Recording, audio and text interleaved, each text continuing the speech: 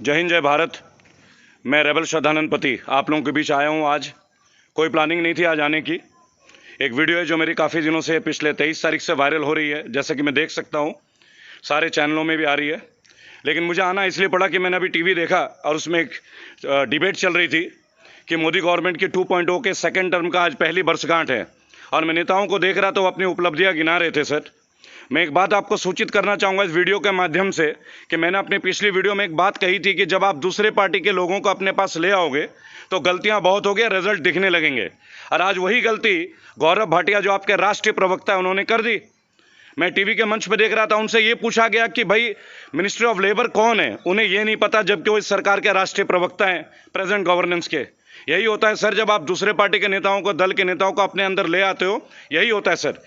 आप बोलते हैं ना सर कि आत्मनिर्भर बनो, तो सर अपनी पार्टी के वर्कर्स को आत्मनिर्भर बनाओ। आपके पार्टी के कार्यकर्ताओं में से अपना स्पीकर चुने, ना कि दूसरे लोगों को, दूसरे दल के लोगों को लून के ला के सेलेक्ट करके अपने पार्टी में लेके आ जाओ। इसमें कोई मजे की बात नहीं सर, इसमें तो बहुत जगहसाई होगी जो कि आज हो रही है। आप गूगल पर टाइप करके देखें, गौरव भाटिया आपके राष्ट्रीय प्रवक्ता, उनको ये नहीं पता सर कि आपके मिनिस्टर ऑफ लेबर कौन है। कितनी कमाल की बात है। और वो चर्चा कर रहे हैं नेशनल टीवी पे, 135 करोड़ लोगों के बीच वो आ रहे हैं। इससे बड़ी दुर्भाग्य की क्या बात होगी सर। और मैं आपसे एक प्रश्न पूछना चाहूँगा इस गवर्नेंस से, व्यक्तिगत नहीं है सर, गवर्नेंस से। हम एक वैश्विक बीमारी से जूझ रहे हैं, लोग मर रहे हैं। यहाँ पे पहले साल की वर्षगांठ की तारीफें सुनने का समय किसके पास है सर? किसके पास है? आपके मंत्री नजर नहीं आ रहे रोडों में, कहीं भी सड़कों में कहीं नजर नहीं आ रहे हैं सर, कहीं भी नजर नहीं आ रहे हैं। हम क्या सुन रहे हैं? सब अचीवमेंट्स गिनाए जा रहे हैं। कोई कहता है 3 तलाक के ऊपर हमने अचीवमेंट कर लिया, कोई कहता है 370 कर लिया, कोई कह रहा है कि विश्व में हमने इतना कमाल कर दिया, भारत का नाम सर जगह ऊंचा हो रहा है। सर, भारत का नाम तो सदैव ऊंचा है और सदैव ऊंचा रहेगा। मैं और आप रहे ना रहे, हम एक महान राष्ट्र के नागरिक हैं सर, और गर्व है मुझे इस बात का।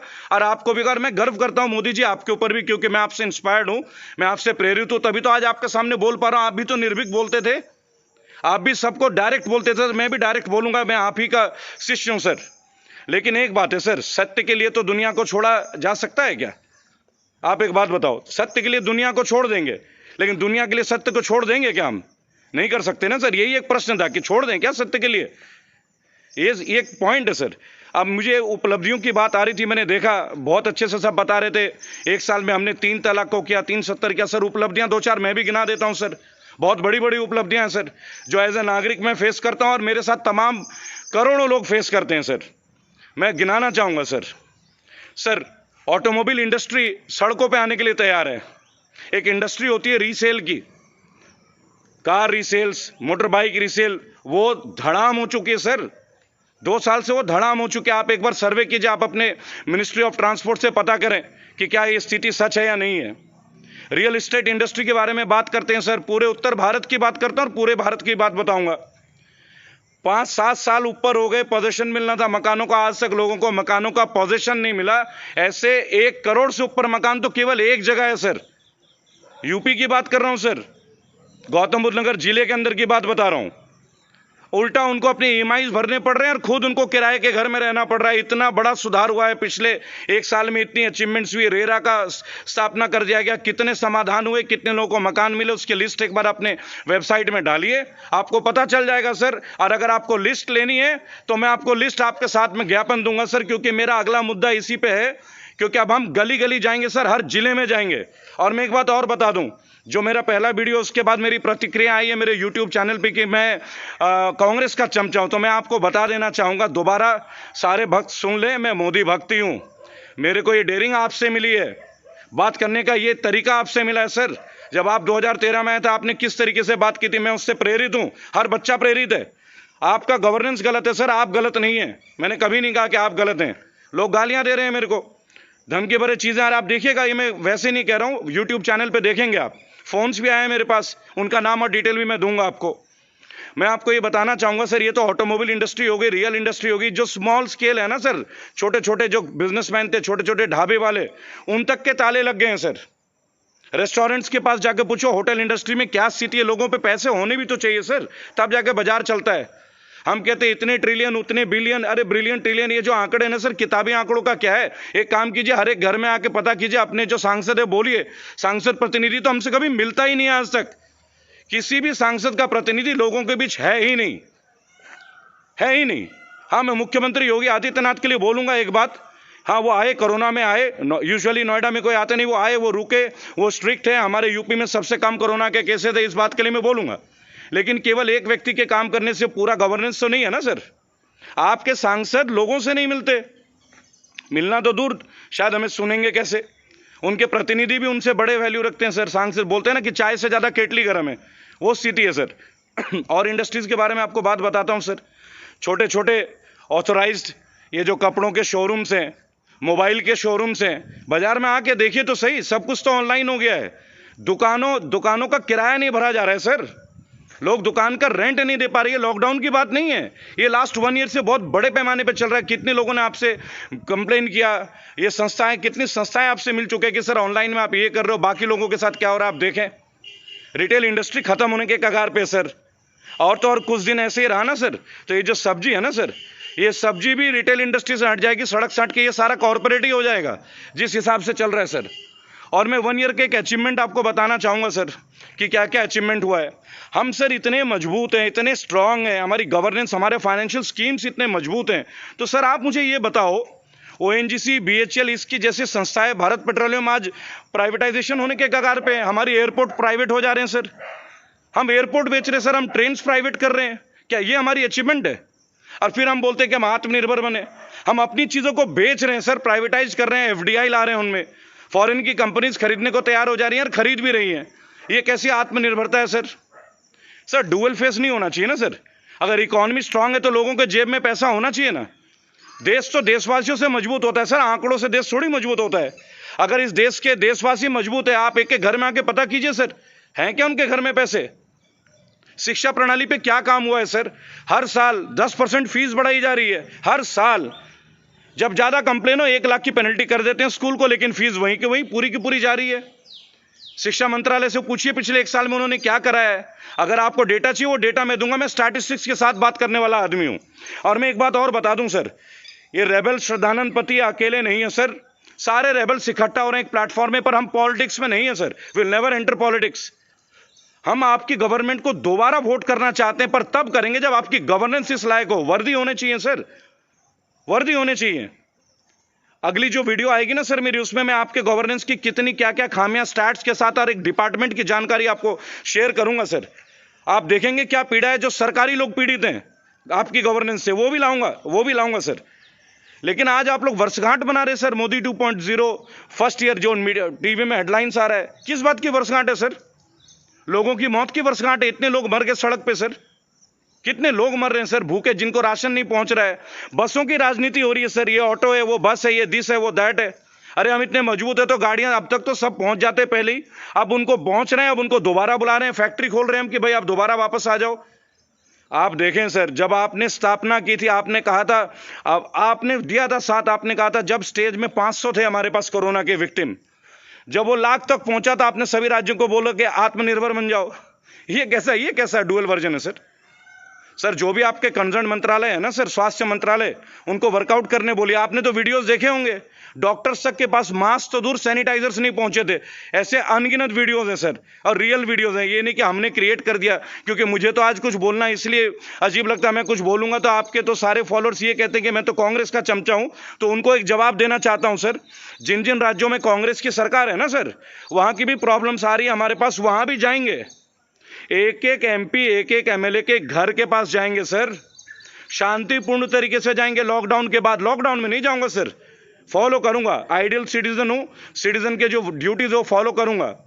आपको मानता हूं, आपको पालन करूंगा, लेकिन मैं आपको ये इंफॉर्मेशन देना चाहता हूं, और उन तमाम लोगों को जो यूट्यूब में मेरे साथ जुड़े हुए, जो मुझे चाहते हैं, ये जो 30 करोड़ लोग जिन्होंने मेरा पहला वीडियो देखा है निर्मला सीतारमण जी के ऊपर, कई लोगों ने मुझे काफी देश विदेश से काफी ग्रुप्स हैं जिन्होंने मेरे को कनेक्ट किया। मैं एक बात आपको बताना चाहूंगा, rebels be ready, the platform is ready, but we won't work like politicians. We will go to each and every house of the MLAs and MPs, और उन क्षेत्रों की प्रॉब्लम्स को उठाकर बताऊंगा कि बताओ 5 साल में तुमने इन प्रॉब्लम्स को क्या किया, कौन से गांव की गली की सड़कें बनाई, नालियां बनाई, डिस्पेंसरी बनाई, कम्युनिटी हॉल बनाया, क्या क्या बनाया, लेखा जोखा दो। और जिन जिन सांसदों का निधि फंड में से पैसे खर्च नहीं हुए, उनसे एक एक सवाल पूछा जाएगा सर। कांग्रेस से भी पूछा जाएगा, CPM से भी पूछा जाएगा, जो भी पार्टीज होगी सर। ऐसा ना समझे कि कोई बीजेपी के अगेंस्ट प्रोपेगेंडा चल रहा है। रेबल्स कभी दलगत नहीं होते सर, हम रेबल्स हैं। हमारा पार्टी से क्या ताल्लुकात है? मैंने बहुत सालों पहले एक बार एक पार्टी ज्वाइन करी थी, 3 दिन के अंदर रिजाइन कर दिया था, केवल इसी वजह से मुझे महासचिव बनाया गया था। मैंने कहा ना, इसमें नहीं सर्वाइव कर सकते। यहाँ तो लोगों के दिल में सफाई नहीं है। पार्टी का नाम मैं अभी नहीं लूंगा, वक्त आएगा तो वो भी बताऊंगा अगर किसी ने पूछा तो। सर, काम करने का जज्बा आपके अंदर, आप 24 घंटे काम करते हैं मोदी जी, इस बात का मैं कायल हूं। लेकिन एक बात बताओ सर, आप तो ऊपर से काम कर रहे हो, प्रैक्टिस तो नीचे लोगों में करनी है। आइए ना सर कभी रजिस्ट्री विभाग में, जहां रजिस्ट्रियां होती हैं, वहां आके देखिए पिछले 1 साल में कितना फर्क आया है। और एक रजिस्ट्री, जो कोई आदमी अपने मकान की रजिस्ट्री करता है, कितना खर्च उसे देना पड़ता है, क्या नहीं देना पड़ता है। आपके तो भाई इंटेलिजेंस ब्यूरो है, आपके पास लगाइए ना सर, आपको जवाब मिल जाएगा। नहीं तो वो डेटा भी मैं आपको दूंगा। लेकिन मैं इस आपके माध्यम से, इस YouTube के प्लेटफॉर्म के माध्यम से एक बात बोलना चाहूंगा। जितने भी मेरे साथी हैं रेबल्स, जिन्होंने बोला है बीटेक, एमटेक, MBA, 10वीं पास, कोई 8वीं पास, कोई गांव का किसान है, कोई 70 साल का बुजुर्ग भी है, और कई गांव के प्रधान हैं जो बिल्कुल नाराज हैं। एक लोकल एस्टैब्लिशमेंट है जो आपकी गवर्नमेंट ने आके खत्म कर दी। हमारे यहाँ जिला पंचायत का था, गौतम बुद्ध नगर वगैरह में, इधर में आपने ना जाने क्या क्या सिस्टम कर दिए टाउन प्लानिंग के अंदर की। किसानों की आवाज़ तो दबी रहेगी। आज किसानों को अथॉरिटी के चक्कर काटने पड़ते हैं अपनी समस्या के लिए। पहले वो समय था कि ग्राम प्रधान, पंचायत प्रधान आके इन समस्याओं का निवारण करते थे, आज चक्कर लग रहे हैं। ये हालत है सर, ये हालत है। आपने कहा था किसानों के मुकदमे माफ हो जाएंगे सर।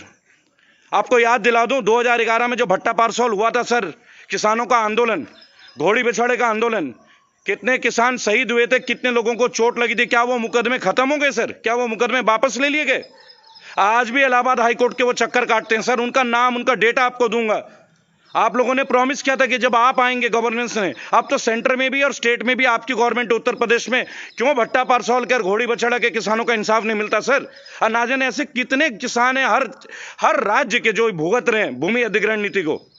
इन 1 साल में भूमि अधिग्रहण का आप ऊपर कितना आपने काम किया वो आप देखें, आपको पता चलेगा सर, आपको पता चलेगा। प्राइमरी स्कूल में आपने क्या फैसिलिटीज दी हैं गवर्नमेंट के, एजुकेशन से, इलेक्ट्रॉनिक मीडिया की क्या क्या चीज़ें आपने प्रोवाइड किया है, लैपटॉप्स वगैरह, टीचिंग्स के जो साधन हैं उनको आप लाएं सबके बीच, तो आपको पता चलेगा सर कि डेवलपमेंट क्या है, 1 साल की अचीवमेंट क्या है।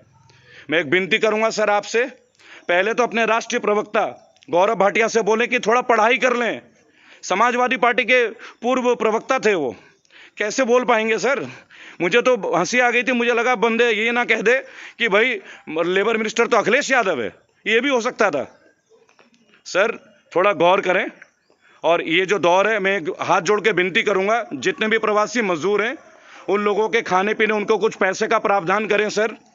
जो ट्रेन उन्हें ला रहा है, जो ट्रेन उन्हें पहुंचा रहा है, उनका किराया कौन देगा? इस तक की बेचारे की राजनीति हो रही है। कोई बेचारा 3,500 रुपये बस वाले को दे रहा है, वो बस वाला नहीं जा रहा है। वो कभी पुलिस स्टेशन में 18 घंटे खड़े रह रहे हैं, उसके बावजूद उससे ये नहीं पता कि वो कहाँ जाएगा। बहुत समस्याएं सर, उपलब्धि नहीं है अभी, उपलब्धि नहीं है सर। उपलब्धि तब गिनाएंगे जब आम मानस, जनमानस के दिल में, चेहरे में खुशी की झलक हो। एक बार जनमानस के चेहरे को देखिए सर। रेबल्स, मैं इस मीडिया के प्लेटफॉर्म से दोबारा एक बात बोलूंगा, कोई भी रेबल जो बनना चाहे आए मेरे प्लेटफॉर्म में, मेरे साथ आए। हम बिल्कुल ही सांकेतिक प्रदर्शन करेंगे, शांतिपूर्ण प्रदर्शन करेंगे। लेकिन किस तरह का प्रदर्शन, ये मैं आपको प्रॉमिस करता हूं। जिन जिन राज्यों में जो जो सरकार है, वहां की कंप्लेंट्स जो जो हमारे पास आएंगी, एक एक MLA, एक एक MP के घर जाके खड़े होना है सर। उनके गेट के सामने लेट जाऊंगा सर, और सारे लेटाऊंगा। शांतिपूर्ण प्रदर्शन। भाई क्यों नहीं कर रहे हो? गवर्नमेंट आपको पैसे दे रही है, सांसद निधि का पैसा खर्च करे बगैर वो अकाउंट में पड़े रहते हैं। फिर क्यों सांसद बनते हो भाई? क्यों सांसद बनते हो? क्यों चुन के आते हो सर? मैं एक बात का बहुत स्वागत करूंगा, सुप्रीम कोर्ट ने जो कल रात को बोला है सर, इसका मतलब है फाइनली सुप्रीम कोर्ट ही है जो हमारी सुनेगा और सुनता आया है। सुप्रीम कोर्ट ने बोला है कि जो आपराधिक प्रवृत्ति के लोग हैं, जिनको आप लोग टिकट देते हैं, अलग अलग पार्टी के लोग, अब आपको ये देना पड़ेगा, सोशल मीडिया में भी बताना पड़ेगा क्यों आपने उनको टिकट दिया। ऐसे उनके पास क्या है जिनके पास केसेस हैं, क्रिमिनल केसेस हैं। और सर देखिए ना कमाल की बात, कुलदीप सेंगर जी को देख लीजिए, इसको हम क्या बोलेंगे? एक परिवार खत्म हो गया, लड़की की मृत्यु हो गई सर, परिवार नष्ट हो गया, इतनी जल्दी उनकी जमानत हो जाती है सर। क्या ये है अच्छे दिन? क्या ये अच्छे दिन? जहां हमारी बहन बेटी गुजर जाए उसके बाद ये अच्छे दिन है क्या? इसका जवाब है किसी के पास? इस बात का जवाब दे दें सर। मैं आपसे बहुत प्रेरित हूं मोदी जी, और मोदी भक्त तो मैं हूं, लेकिन उन लोगों को और पार्टी के कर्मचारियों से मैं एक बात बोलूंगा, पार्टी के कार्यकर्ताओं से, कि भाई साहब अगर कार्यकर्ता बता रहे होते हैं ना बीजेपी वालों को कि ये गलत हो रहा है, तो उनके क्षेत्र में बहुत डेवलपमेंट हो जाता है। आज कोई कार्यकर्ता कुछ कहने को तैयार नहीं, पता नहीं किस बात का डर है भाई, किस बात का डर है। आप सोचिए, मथुरा में, वृंदावन में जो सांसद बन जाते हैं, एमएलए बन जाते हैं, हेमा मालिनी जी बन जाती है, क्यों भाई? वहां का लोकल रिप्रेजेंटेटिव नहीं है क्या? वहां का लोकल रिप्रेजेंटेटिव नहीं है क्या? वहां लोगों ने इतने साल जो मेहनत किया है, बीजेपी के जो कार्यकर्ता, उन्हें टिकट नहीं मिलना चाहिए था? क्यों भाई पैराशूट कैंडिडेट क्यों? भाई जो दूसरे दलों ने किया, दूसरे पार्टी ने किया, वो गलती आपने क्यों की? आपको इसी भरोसे तो हमने वोट दिया था। जो लोग ये बोलते हैं ना मैं कांग्रेस का चमचा हूं, पहले उनको मैं बता दूं हमने वोट क्यों दिया था पिछली बार और इस बार क्यों दिया। क्योंकि उम्मीद थी कि आप जेन्युइन लोगों को लेके आओगे, आप उन लोगों को ले आओगे जो सालों से मेहनत कर रहे हैं आपकी पार्टी के लिए। पूरी मेहनत वो करते हैं और लास्ट में आकर बाहर से पैराशूट कैंडिडेट्स को उतार देते हैं। ये अच्छी बात नहीं है, ये अच्छी बात नहीं है सर। जरूर मिलेंगे अभी जल्द रेबल्स, मेरे साथियों, भाइयों, बहनों, माताओं, जिन्होंने मेरे को इतना आशीर्वाद दिया, और विदेश के मेरे तमाम मित्र, यूएसए, यूके, कनाडा से, जर्मनी से, जो मुझे लगातार लिख रहे हैं, जो मुझे ज्वाइन कर रहे हैं, वो इस बात को समझे कि मैं क्या कहना चाह रहा हूं। साथ आए और एक मंच पे आए, अपनी समस्या बताएं। रेबल श्रद्धानंद पति आपके साथ है। जय हिंद, जय भारत।